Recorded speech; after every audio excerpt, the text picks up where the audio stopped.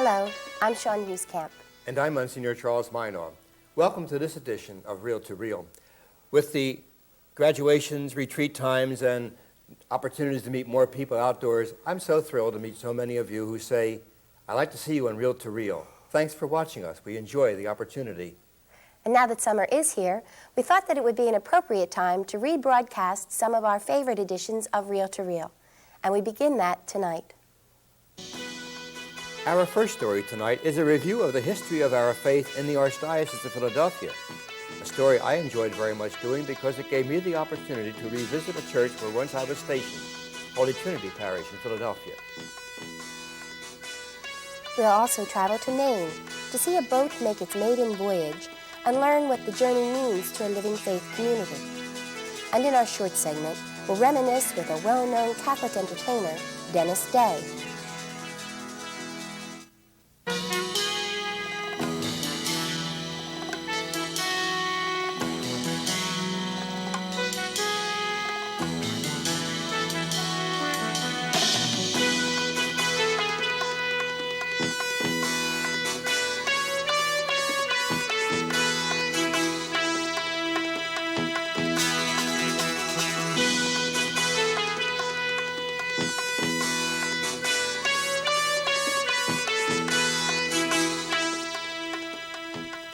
Last summer, Philadelphia celebrated its 300th anniversary, and we took that occasion to do this piece on the history of the Catholic Church in our area.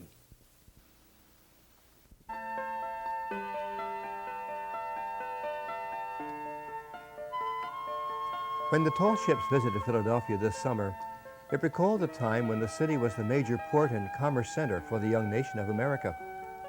Their hulls full, the ships brought the people and riches of the old world and the ideas that would shape a new one. Some of those tall ships passed near here, Penn Treaty Park on the Delaware River. It is here, legend tells us, that William Penn signed a treaty with the Indians, thus opening the way for peaceful cohabitation between the Native Americans and the early settlers.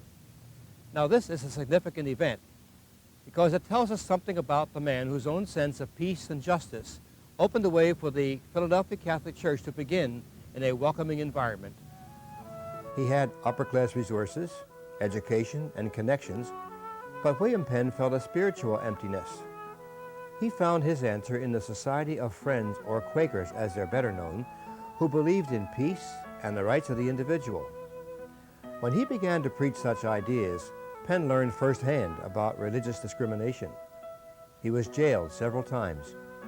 This only strengthened his dream of a place where freedom of conscience would be respected. He realized his dream under the reign of King Charles II, who paid a debt he owed to Penn's family by granting him land in the New World. Thus began what came to be called the Holy Experiment.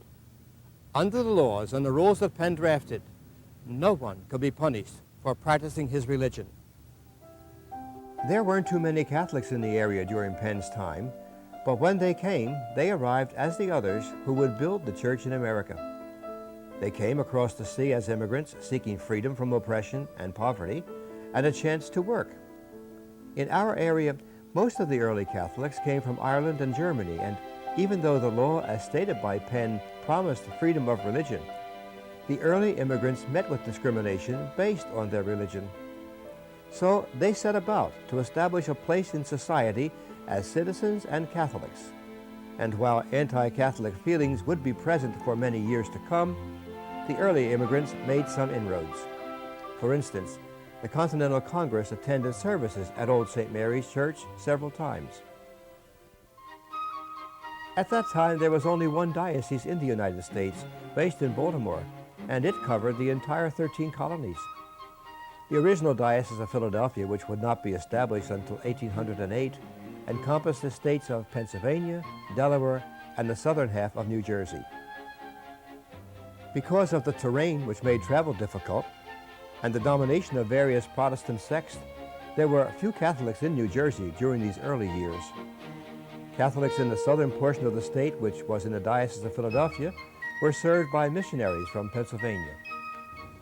Freedom of religion was the law in Penn's land, but Catholics found a stumbling block to the practice of their faith within the structures of their own church. It was called trusteeism, And one of the places where it happened was here at Holy Trinity Church. The way it happened at Holy Trinity was that a group of German immigrants bought land, secured incorporation, built a church, elected a pastor, then opened Holy Trinity as the first national church in the United States. The problems began when the bishops attempted to transfer the clergy or assert church power over parish property. The issue of trusteeism proved to be a very heated one, carrying over into the term of Philadelphia's fourth bishop, John Newman. Like the people who were moving into his diocese, Newman himself was an immigrant, and this helped him to be especially sensitive to their problems of poverty and beginning their lives in a new land. One of the ways he sought to help his people was through education in a setting that offered more than what the public schools taught. He created a board of education, built schools for the immigrant children, and brought several teaching orders of nuns to the diocese. Besides being the beneficiaries of an educational system, Catholic immigrants began to be credited wrongly with starting something else: riots. In the 1840s, as more and more Catholics came in poverty to America, first-generation Americans and those who thought themselves natives began to resent these newcomers, their strange religion, their foreign language and customs, and the likelihood they would work for lower wages. And so the word got around: you can't be a Catholic and an American. The conflict became focused around the issue of which version of the Bible to use in the city's public schools. And the tension and mistrust which had for years characterized the relationship between the settled and the newly arrived exploded into the nativist or know-nothing riots. Churches were destroyed, clergy and Catholic laymen were threatened, and several people on both sides were killed before order was restored. A reminder of these dark days is still viewed by thousands of people every day here at the Cathedral Basilica Saints Peter and Paul, constructed at a time when the memory of the riots was still new. The windows were built at a height beyond which it was thought a man could throw a rock, for instance. Another major building project of this time was St. Charles Borromeo Seminary in the farmland of Overbrook. Though today it is regarded as one of the finest seminaries in the country, at the time the land was purchased in 1865, it was called Wood's Folly because it was felt that James Wood, the fifth bishop of Philadelphia, had overextended himself by buying land so far from the city. It is actually only 7 miles from City Hall. During Bishop Wood's term, new dioceses were carved out of the area, including Wilmington, Scranton, and Harrisburg, and the Diocese of Trenton was created for northern New Jersey. Also, this diocese became the Archdiocese of Philadelphia. That change of status occurred with more and more immigrants moving into the city and surrounding areas, thus increasing the number of Catholics. New groups, Italians, Poles, Lithuanians, joined their brothers in faith and found work in the factories, mills, and along the waterfront, and in the mines of the coal regions. In a new land, the people tend to congregate among others of their nationality and faith, and for many, the parish church, with its sympathetic clergy, familiar rituals, school, and activities, became the center of their social and spiritual lives.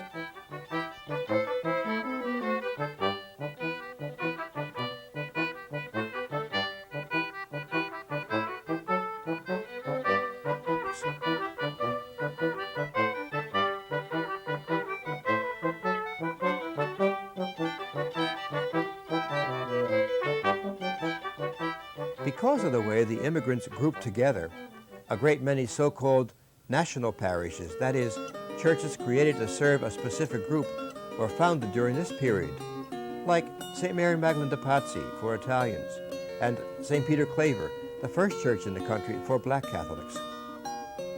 The parishes are a good indication of changing social patterns in the expanding city. When new people arrived, they literally took the places of older immigrants who moved into new areas, thanks to developments in transportation. The parishes changed also in places like South Philadelphia, where Irish Catholics moved from their neighborhood and parishes, such as St. Paul and Annunciation, into the newer homes of West Philadelphia, causing the establishment there of St. Francis de Sales, Transfiguration, and other parishes. Italian immigrants moved into South Philadelphia, and St. Paul and Annunciation became their churches. The growth of the nation into the 20th century provided opportunities for Catholics to assume a larger role in American life. Their sacrifices during 2 world wars proved that you could be both a Catholic and an American. This was a time when Catholics began to come into their own. Their help in the war efforts and entry into areas of life once closed to them foreshadowed the end of the era of blatant anti-Catholicism. But real power was still elusive. There were very few elected Catholic officials, even though the population of the area was 1/3 Catholic. The Tates, the Rizzos, and the Greens, who would become mayors of the city, were still on their way up.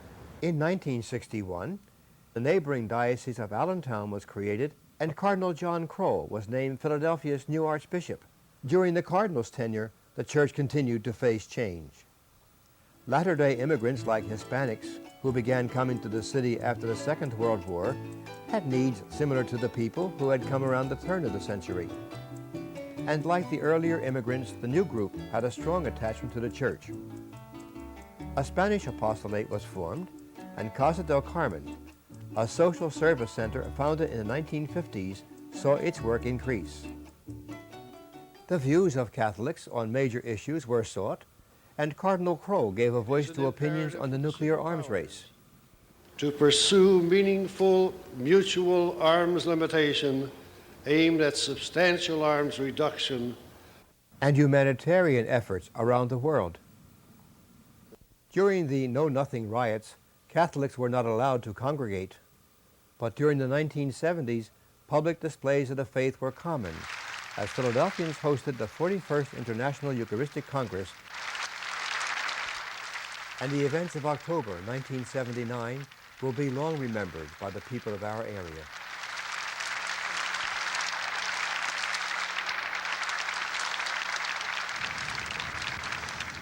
The story continues to be written in the new parishes established in the outreaches of the Archdiocese, in the success of the millions of Catholic school graduates, and in the faith kept alive all these years, beginning with the people who came to America with little more than a dream.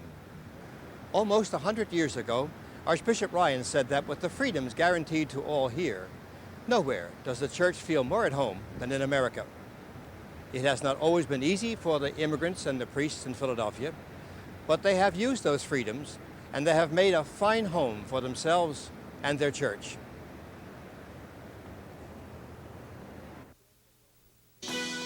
Stay tuned as we share some memories with Dennis Day.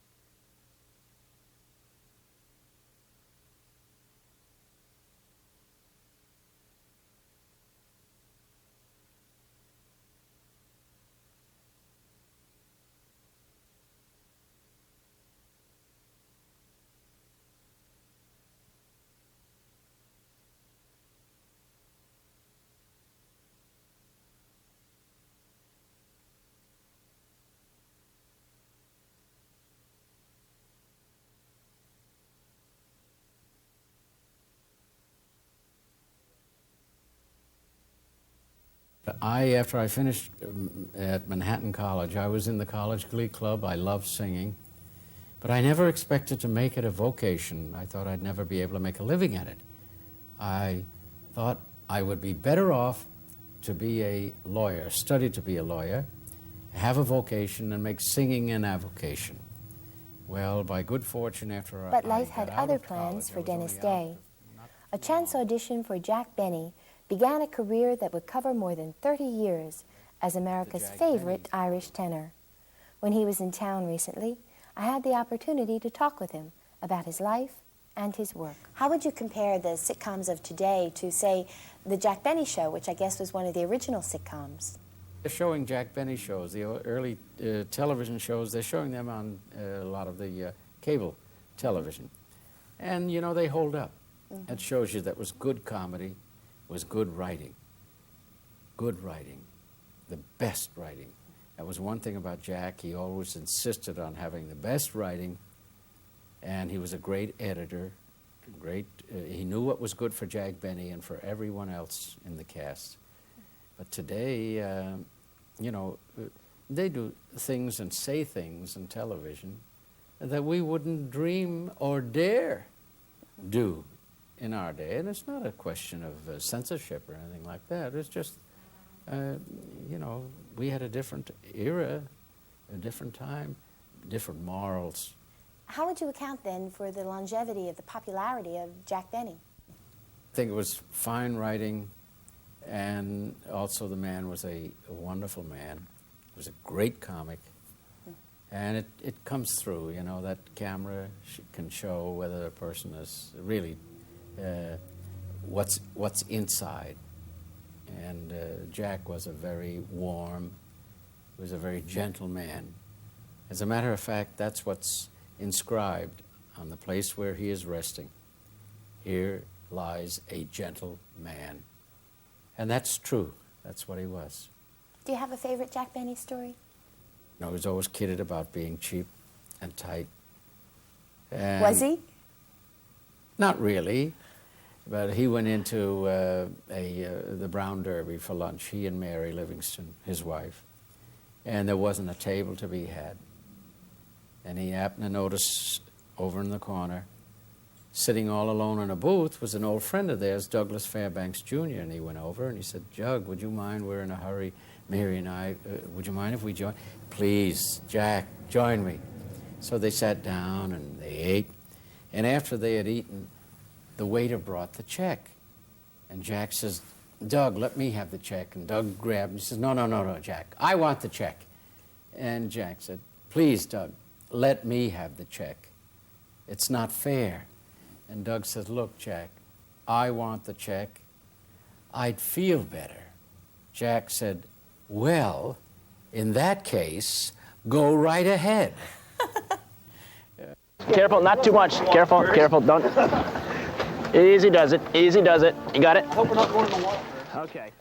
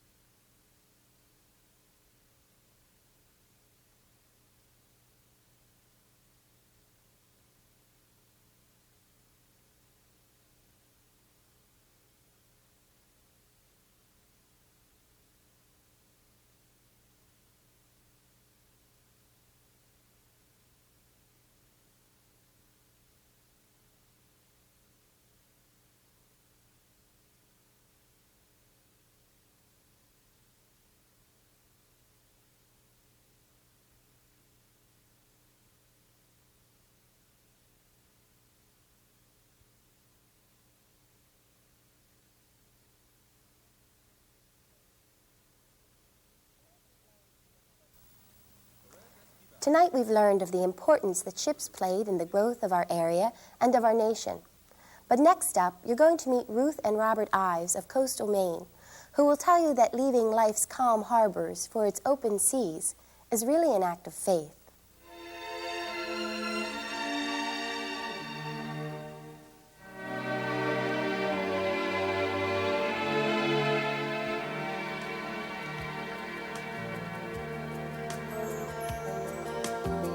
It's magnificent to see how the ocean, which is constantly carving out very interesting little niches and patterns along the coast, and to see that very hard rock-bound coast, as the ocean comes in upon it, it creates very, very beautiful types of patterns and images within the coast.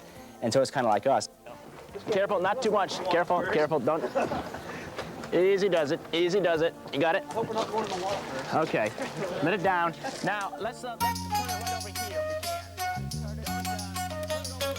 The Carpenter's Boat Shop in Pemaquid, Maine, is a program designed for Christian growth, learning, and living. The program was founded in 1979 by Congregational Minister Reverend Robert Ives and his wife Ruth. Their small community life is based on the 5th century rule of St. Benedict: hard work, prayer, and hospitality. I guess in terms of the lifestyle that you see around here, it's a compilation of many different church traditions, both Roman Catholic, Orthodox, and Protestant traditions. I felt that one of both Ruth and my callings by our Lord was to do this kind of thing and to share this kind of ministry with young people whose lives have had some kind of difficulty and tension about it. And therefore, we'd like to share our preaching message with them. And that preaching message is not with words, it's simply living a life of Christ with them. This program isn't for students with any particular problems, but all of us, of course, have problems of different degrees. So it's for people who have any type of need, whether it's just a need for a vocation or a need for a quiet period in their lives for reflection and stimulation, or a need just for a change in their own family situation for a few months. But there are no requirements that people have to have been in trouble or in any kind of straits to come to us. We're open to any person who has the time to join us and the interest in Christianity and in boat building.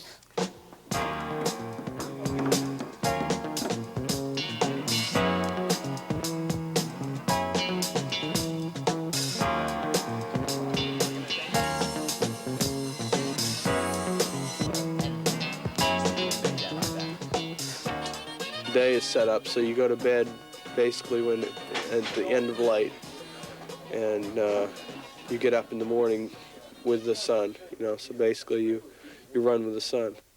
I ended up here a bad family situation, and Mr. Ives took me in as a sort of an orphan boy. The best part about being here is just watching how the boats take shape and how the boats will turn out from a flat board or something. I've never been able to express to him what he's done for me. I keep trying, but I just can't, you know. He's really done a lot for me. I guess certainly one of the very important things about the Carpenter's Boat Shop and the creating of boats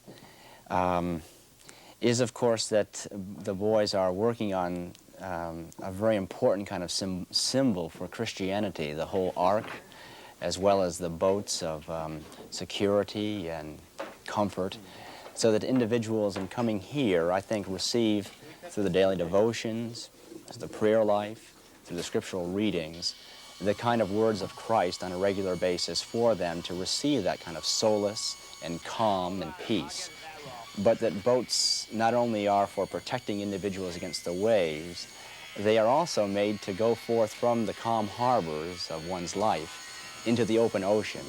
So the program is a kind of two-year program, as it were, so that they can receive that nourishment, but always knowing that they're going to go forth into the oceans of difficulty and the world around them to hopefully bring a little more peace and a little more compassion wherever they go. Before the apprentices leave the carpenter's workshop, they will learn the craft of boat building and the use of carpentry tools. They will also observe periods of prayer and Bible readings at 6 in the morning, noon, and 6 in the evening. Okay, reading from the 3rd chapter in the Gospel of Luke. In the 15th year of the reign of Tiberius Caesar, Pontius Pilate being governor of Judea, and Herod being tetrarch of Galilee, and his brother Philip tetrarch of the region of Ituraea and Trachonitis, and Licinius tetrarch of Albany, in the high priesthood of Annas and Caiaphas, the word of God came to John, the son of Zechariah, in the wilderness. And he went into all the region about the Jordan, preaching a baptism of repentance for the forgiveness of sins. We really have had people here who are very different from ourselves theologically and are free to express themselves, and we to try to influence them, but there is no arm twisting, and if they don't adopt those values, then at least they've been exposed to them, and one can't tell when it might make a difference in their lives. I'm building here character, myself, relationship, learning how to work with other people, changing my life around, in a way, towards Christianity and learning more about wood and boats. The thing I've learned the most here is how to get along with myself as well as other people that are working right next to me here in the shop. The apprentices work 35 to 40 hours a week in the boat shop and another 5 to 8 hours helping the needy in the surrounding community. In the boat shop, they learn to build traditional New England boats. The boat you're looking at is a Herreshoff dinghy, and it's a very exquisite little sailboat that was designed by Herreshoff, who was a great sailboat designer who designed the America Cup winner, the Columbia. And in fact, this boat in particular was the tender for the Columbia itself. It's a boat which has very straightforward construction. It's, the ribs you see here are just like the ribs of your body. Over that, you put cedar or pine planks. You plank it up, and that becomes the skin of the boat, or like the skin of your body. And once it's planked up, you simply take it off the mold and then fit it out with all the accoutrements, centerboard trunk, rudder, tiller, mast step, etc. This boat is generally used for rowing purposes, for sailing, or if you have to resort to that kind of thing, you can put an outboard motor on it. After the boat is finished, it is ready for its maiden voyage. Our boats, we sell them for what we feel is a fair price. We try to charge not what we feel we can get for the boats, but what we feel is a fair price according to our own personal needs. So in terms of an economic policy, it's a very simple one. What you get, you support yourselves in a very simple kind of lifestyle, and then any extra, you just simply share with others. As the old saying goes, we just try to live as simply as we possibly can so that others can simply live. Isn't that beautiful? Oh, that's gorgeous. Some boat. Hey, let's get some oars. Let's see if that works. It's the first time I saw that boat in the water. Just something hit me that I built that boat, and I was a part of that boat, and now it's floating. And the craftsmanship that went into it from me and all the other guys is something that we just really like to see when it's finished. The launching represents, I think, the launching of lives into something very exciting in the sense that they've gained cooperation, they've gained sharing together, and they've gained really the satisfaction of seeing something very beautiful which they've created. The Ives Ministry of Boat Building, Simple Living, Hospitality, and Prayer keeps them busy and fulfilled. Their teachings of boat building and carpentry and giving a good living example seem to benefit their apprentices. As the old saying goes, give a person a fish and you feed him for a day. Teach him how to fish and you feed him for a lifetime.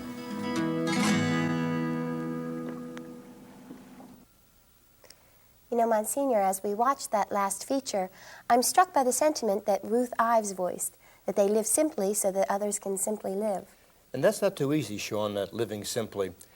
Perhaps you and I should take these vacation days especially to stand back from our jobs, our relationships, our involvements, because we do tend to complicate them very regularly.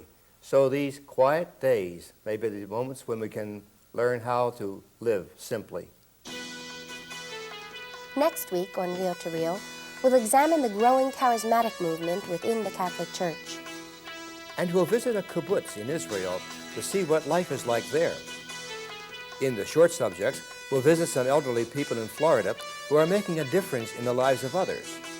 And we'll hear from one of our regulars, Father Jim Young. Thanks for being with us tonight on Reel to Reel, and be sure to have a happy and safe Independence Day.